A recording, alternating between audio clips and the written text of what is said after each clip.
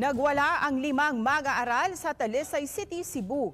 Misa at pagbebedisyon sa paaralan isinagawa. Ang detalye sa report ni Femery Dumabok ng GMA Regional TV, Balitang Bisdak.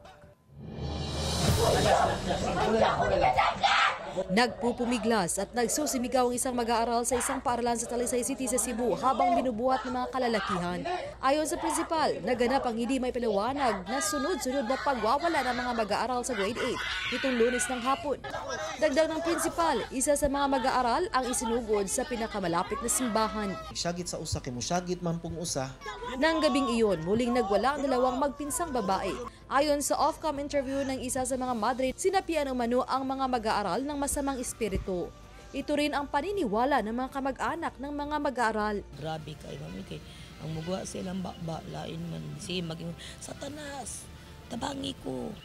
Manam siya nya mingam siya dili mo kabuntog ni Satanas. Ayon sa isa sa mga mag-aaral na umano'y nasapian, wala siyang maalala sa nangyari sa kanya. Dito ni Tokal sa simbahan nga gubaon. Kasi una naman na-feel? Bubnaw. Naisig pa ng pik na ko. Bunsod sa nangyari, minabuti ng paaralan na ikansila ang mga klase simula nung Lunes ng hapon hanggang kahapon, Miyerkules, upang maiwasan ang mass hysteria.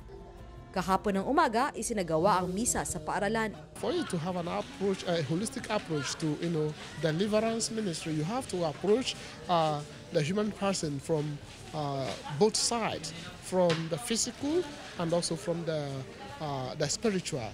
Agad namang nagtungo ang mga opisyalis mula sa Talisay City DepEd Division sa paaralan para mapag-aralan ang hakbang na gagawin kaugnay sa nangyari. Ayon naman sa isang psychologist, mahirap kumpirmahin ang sinasabing pagsapi ng masamang espiritu sa mga mag-aaral.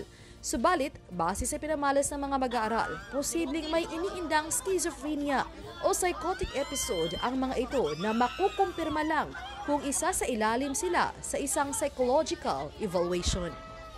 Mula sa GMA Regional TV, Balitang Bisdak, Femery Dumabok, nagbabalita para sa GMA Integrated News.